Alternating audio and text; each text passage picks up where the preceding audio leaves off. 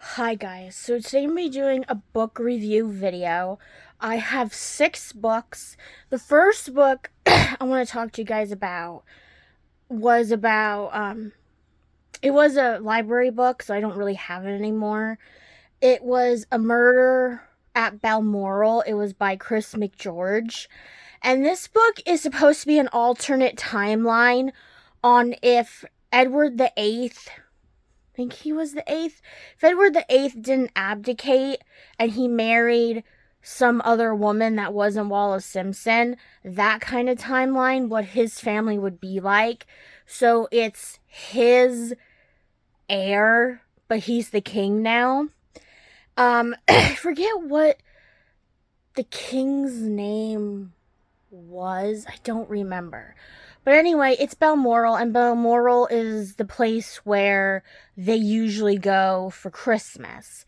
And they have this, the king has a queen, he has 2 daughters, twin daughters.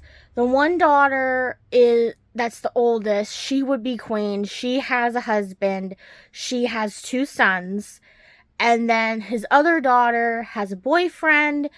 And basically, for some reason, they didn't want him to go to Balmoral and take, like, the Balmoral test, which, like, is a thing where, like, you bring up your girlfriend, boyfriend, whoever, and they basically, like, it's a test to see if they fit into the family, and then you can marry them or propose to them, whatever. This book took some twists and turns, and the main detective person in this book, because they got snowed in. It was like a once in a million snowstorm that happened there, and he has to figure out it's this chef, and I think he was from Barbados, I think they said. And he has a backstory about how he became the king's head chef, that kind of thing. But anyway, he has to figure out who killed the king, because the king drank this drink and he was the only one that drank it, and then he just fell on the floor and he died. And it takes some twists and turns. This book is kind of slow paced because after that happened, the chef, and I don't remember his name either because it was a while since I read this book.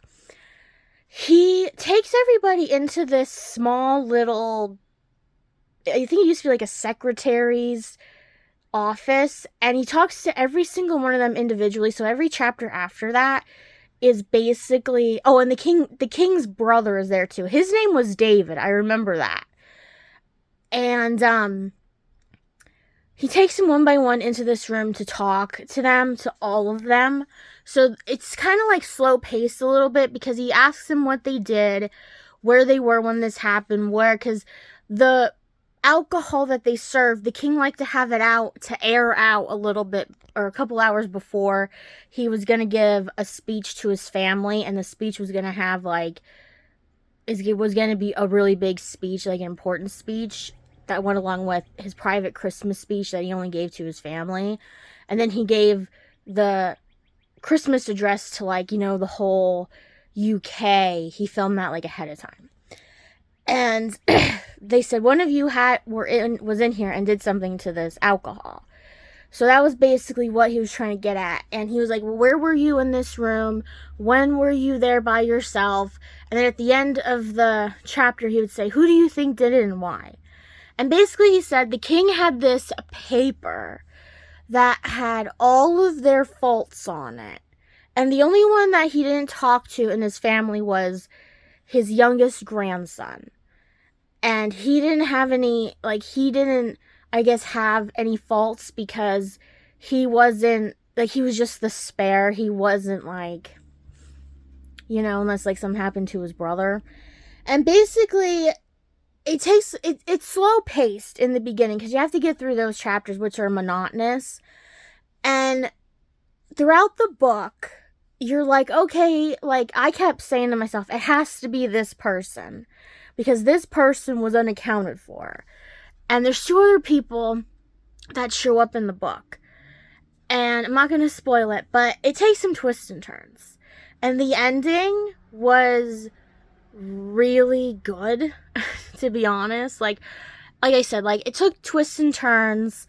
The person I thought that it was, it kind of technically wasn't who killed the king, but it kind of was. I can't explain it without, like, giving up, like, the whole plot of the book, basically. And I really wish that there was a sequel to this book, because it just seemed like it needed a sequel. Like, what happened at the end, it needed a sequel. So this book, I read this book because this month it was Easter, and I wanted to read this book for a while. I got this book at Book Bingo, where, you know, if you get bingo, it's at our local library, and if you get bingo, you can pick a book. There's, like, DVDs there if you want a DVD. When it's, like, a holiday coming up, they have, like, special bingos where they have, like, special prizes you can get if you don't want a book. And even if you don't win at bingo, you still get a book at the end of the... It's only for an hour, so you just get it at the end of the hour. It's called Killing Jesus. It's by Bill O'Reilly and Martin Dugard. I think that's how you say his last name. This is what it looks like. Now, I had another book by him. I read it a couple months ago. It was the Killing Kennedy book. I got these two books at the same time because you can win as many times as you want at bingo, because they have a ton of books there, and they have all different ones. Like, they even have, like, kid books, they have romance books, they have mystery books, you know, that kind of stuff. They have these kind of books, they have historical books, all different kinds of books. And I got these two books together, and I read the Killing Kennedy book, I think a little bit after that when I first got it, and then I kept this one until Easter, because, like, if a book, like, centers around a specific holiday or something, I like to read it during that time period and not read it, like, in July, you know, if it's a Christmas book. Like, I mean, I try to read at least one Christmas book in July, because it is Christmas in July, but I'm talking about, like, I'm not going to read a Valentine's Day book in July when you're not really in the mood to read a Valentine's Day book, because it's not around that time period. So anyway, these books are basically kind of like biographies in a way, but it flows like a story. And basically, it's about Jesus and his life. As much as they can talk about it, it does say in the book that they don't use too much from the Bible. Like, if there's a specific text that they use from the Bible, there's a footnote about it, or if he said a certain thing that was in the Bible, it tells you, like, this was in, you know, whatever. Or if it was a specific fact that they know happened during that time period, they'll say, oh yeah, it was mentioned in these Gospels. And then it tries to tell you, like, this Gospel had to be last because of what happened and stuff like that. And then it talks about Jesus, it talks about when he was a kid, it talks about Herod, it talks about Agrippa. He was, like, I don't remember what he was called in the book, but I think he was, like, Herod's heir or something.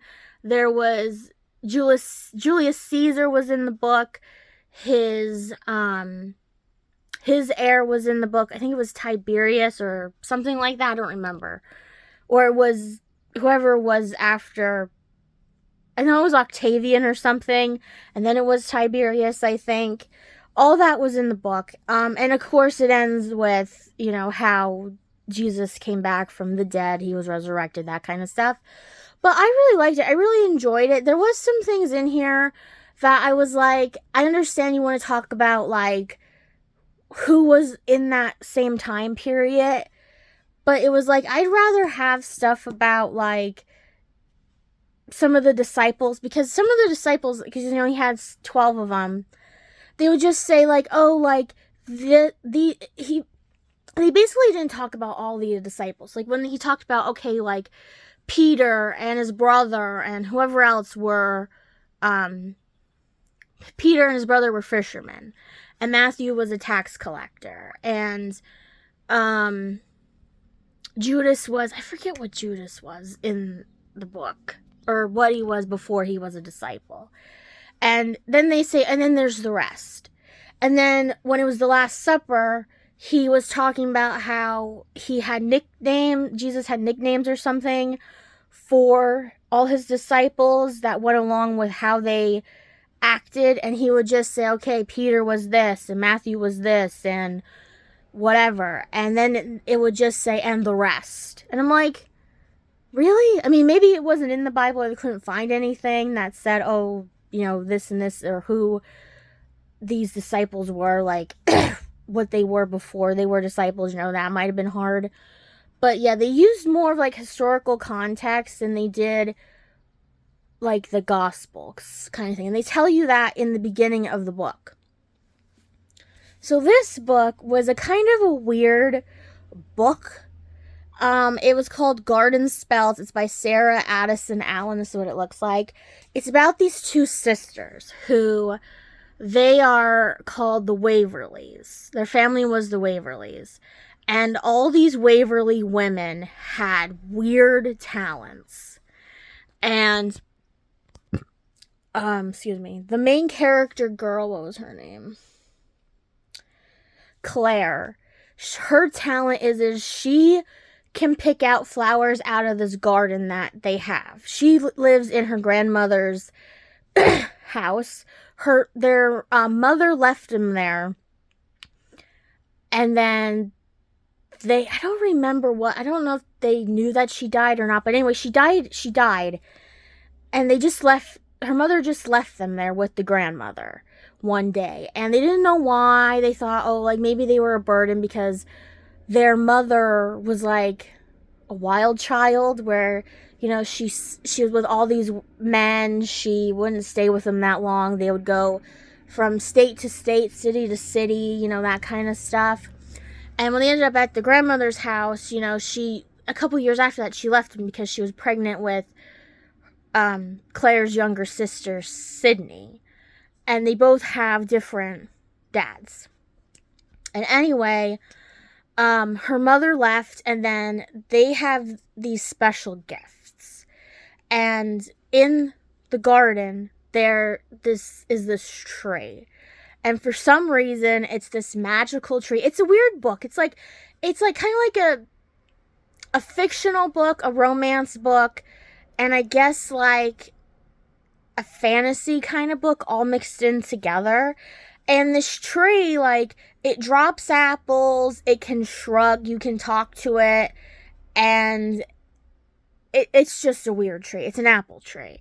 And I thought this book was kind of gonna be, when he talked about this apple tree, I thought it was gonna, for some reason, I thought it was gonna be about, like, Adam and Eve, or, like, the Garden of Eden, because it says garden spells on it. And it has this woman in it that looks like she belongs, like, in a biblical time period, and there's apples on the cover, because I just showed you guys the cover. So I thought, oh, like, that's what it is. And basically, everybody wants to get into this garden because this tree drops apples, and if you eat an apple, it tells you can see into the future. So it either is going to tell you a bad thing, like how you're going to die or something, or it's going to tell you, like, your most happiest moment. Like, you found true love, or you had a baby, or stuff like that. You know what I mean? That's the only stuff I can think of right now. And basically, people, like, they either love the Waverleys or they don't. It just all depends on who you talk to in this town. And people treat them differently just because they know stuff about them that makes them different.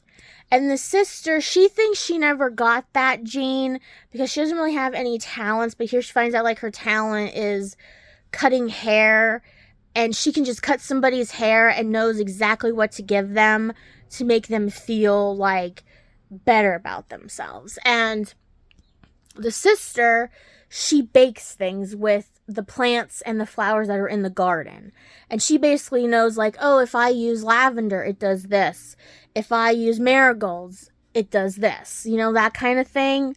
And it tells you at the end of the book, there's, like, a little, it's not like a recipe book at the end, but it tells you, like, oh, like, if you use lavender is this kind of plant. It will make you feel this, And then there was a plant in it where it was the 4th of July, and she used it in something, I think it was, like, some kind of drink, and it made you see better in the dark so you could see the fireworks, that kind of thing.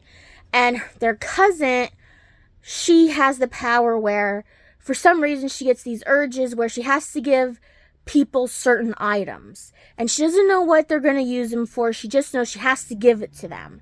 And it's always on her brain. So in the book, the cousin will, the cousin will give the sisters an item. Or the Sydney, the younger sister, she has a daughter. She gives the daughter something.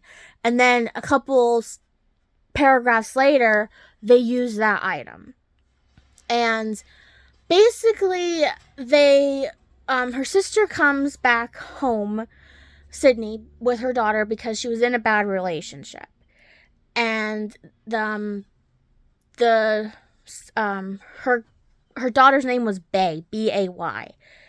And her dad would, like, beat up Sydney, would have, like, if he left, like, for work or went to do something, he had this woman spy on her to make sure she wasn't gonna leave and stuff like that because of something that happened previously in the past with Sydney. And she did something, like, I think it was, like, she moved to a different state, and then somehow, and her daughter, and she became a hairstylist, and her boyfriend found her, the same boyfriend that was Bay's dad, and basically, like, went off on her, beat her up really bad, that kind of thing. And so he doesn't want her out of his sight, obviously. And finally she escapes with the help of this one woman, and she goes back to town, and she's basically trying to start her life over. She has this woman in town who, they used to be friends, and then something happened with a boy, and the other woman, like, got the guy at the end when she left. And the woman thinks that she came back to town to steal her man back, that kind of thing. And she's not. She's just there to, like, try to start a better life for her and her daughter. And then there's the romance aspect of it for, I think the three Waverly women. It was a good book. It was just weird in the beginning, especially with the tree being, like, not sentient, but you know what I mean? Like, just kind of alive in a way, you know, that kind of thing. And it also threw apples at people. And Claire, when the apple tree would drop all these apples, like, it grew apples 24/7. Like, it wasn't like it died or it went into a dormant phase. Like, it always had apples on it too. And this book was just okay. It's a historical book. It's called Exploring America's Historic Places. I don't know who wrote this book. The chapters are written by different people, but it's National Geographic Society. This is what it looks like. Now, I thought this book, when I got it, was going to be historic places. Like, they were going to talk about some historic places in this book. But basically, it's more of like a history lesson. It just goes from when they first started coming over to America to explore America, the new land, to, I think I think it was like a little bit after the Civil War. That's where this book ends. And the chapters are really long in it. The words are really small on the page because obviously it's more like of a history book type of book, if that makes any sense. And they did have some places in it, but it just read like a history book you would just read in, or just have when you were in high school or elementary school or whatever. Like, it wasn't like about like oh, we're gonna go to this place and talk about these historical places. You know what I mean? Like, it wasn't like it went into historical detail. You didn't talk about like talked about the Alamo a little bit, but it didn't really talk about it. Like, it just went through the history of what happened there. You know what I mean? Like, it didn't go really, or maybe it did go into like why it was built or something like that. But like I said, it was more like it ran like a history book than it did like, it wasn't about historical places in a sense. It was just like how we got to America, how we made America what it was, the revolution, the peace between the revolution and the Civil War, that kind of thing. So this book was a small book. I read it in less than an hour because it really wasn't any words until the end of the book. And it's a small little book. I didn't know when I got this book it was just going to be about paintings. I mean, I knew it was going to be about paintings, but I thought it was going to be the painting. They were going to tell you why he painted it and like where you could find it at now if it was available. And it's Pierre-Auguste. I don't know if you have to say it, the E at the end. Renoir paintings. This is what it looks like. And basically, it's like 30-some paintings he did. It doesn't go in chronological order. Like, the first one is from 1879, and then it goes to the second one, which is in 1867. But basically, it's just paintings. It tells you a number, which is like the plate number, and then the title of the painting and when he painted it. So it's like this. But then at the end of the book, the last like 4 or 5 pages, it talks about a little bit about his life, how he got into paintings. He got rejected from a salon because his paintings weren't like the hip thing at the time. He was poor. He had to work as I forget what he had to work as to earn money for his family, his childhood family. One of his, I think it was like one of the models he used for his painting turned into, or became his wife, and he painted his wife, he painted his kids, that kind of thing. And even when he died, he was working on a painting. Like, they found him dead next to a painting he was doing. And that's about it. Like, that book, like I said, it only took me like less than an hour to even read it because it was that small. Now, if I knew it was going to be like that, where it was just like a number, the title of the painting, and the year he made it, I probably wouldn't have gotten this book. But I had books for so long now. I mean, I think I know where I got this book from. But when I get books, it's not like I look through the book. I just like look to see, oh yeah, like I like art, you know. I took art history. Like, I know Renoir, you know. I thought it'd be a good book. You know, sometimes I just read the back of the book or I just look at the book and I'm like, oh yeah, I like this book. It seems interesting. So this is the Ruinous Love Trilogy, and let me tell you, the last book in this series, it took me forever to find it. I didn't find it. It was supposed to come out the week of Valentine's Day, I think, or after that. I don't remember. Maybe it was the week of Valentine's Day. And I could not find it. I couldn't find it at Walmart. Target didn't have it. And then I think it was like maybe a month and a half later, I finally found, or maybe it was like a month later, or I don't know, month to month and a half, I found the last book in this series. Because I really wanted to read this series. And this is called the Ruinous Love Trilogy. It's called Butcher and Blackbird. It's by Brynne Weaver. This is what it looks like. Now, I will tell you that in the beginning of the book, there's a disclaimer in it. And it tells you exactly all of the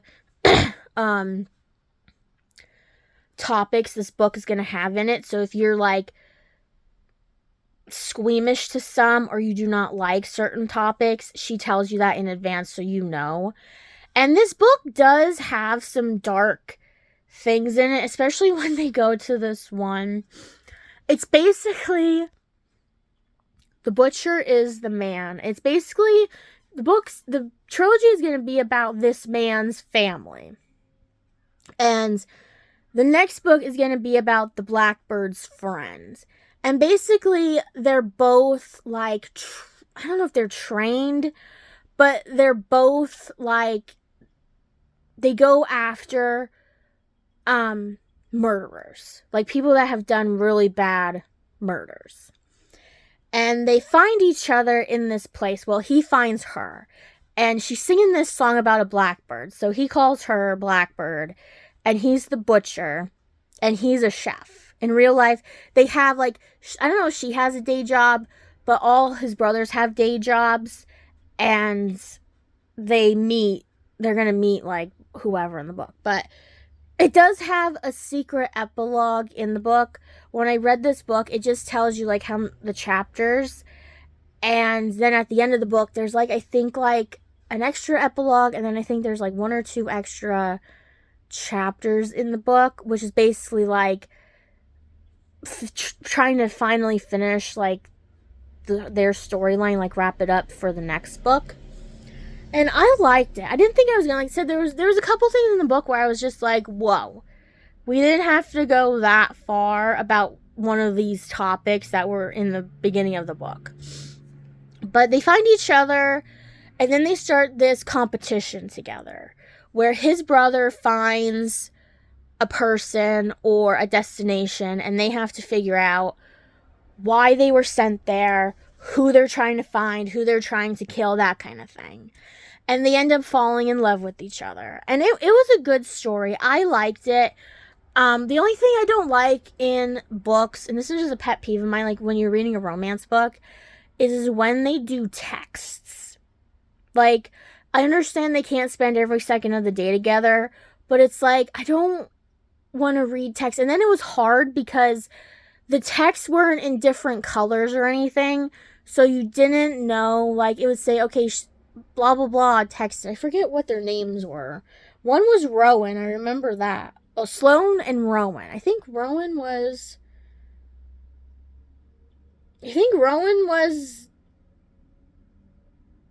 the guy, and I think Sloane was the girl. I don't remember. And then at the bottom of the pages, so that way you remember whose chapter it is, it shows like a little, you can't really tell, but for the guy's one, it has a little like butcher's knife on it, and then, okay, yeah, Rowan is the man and Sloane is the girl. And then for Sloane, her little character at the bottom of the pages was a blackbird. And I liked it. It was like this. It was that kind of knife. I don't know what the name of the knife is called. But anyway, it was a good book. I am going to try to read for these next couple, because there's only 2 more books in the series, at least so far. Unless they decide, oh, I don't want to make it into a trilogy. I want to keep going in it. I am going to read the next one in the next book review video. I don't think I'm going to read it first, but I am going to read it. So, stay tuned for that. And I might actually keep this series, because like I said, it was different. It wasn't like the same series or the same thing of like, it's a girl who comes from dire situations and she falls in love with a billionaire or a rich man or whoever. Like, I get tired of reading those romances, unless it's like a romance trope that you like. But I'm like, that's like, I feel like the most drawn out trope that there is like the girl's poor and the man's rich, or, you know, it just gets boring after a while. There was smut in it. There wasn't as much smut. Like, it took them a while to have smut in this book, which I liked, because like I said in previous books, I don't like when they first get together and then every time after that they just, you know, do the deed together. But I like this book. I'll see you guys next time with another book review video. Hopefully the next book review video will have some sense of like tie-in together, because these books were all kind of just random. I didn't know what I wanted to read. I knew I wanted to read that Killing Jesus book, but most of these other books didn't really have like a theme to them. So see you guys next time with another video, and hope you guys have a wonderful day.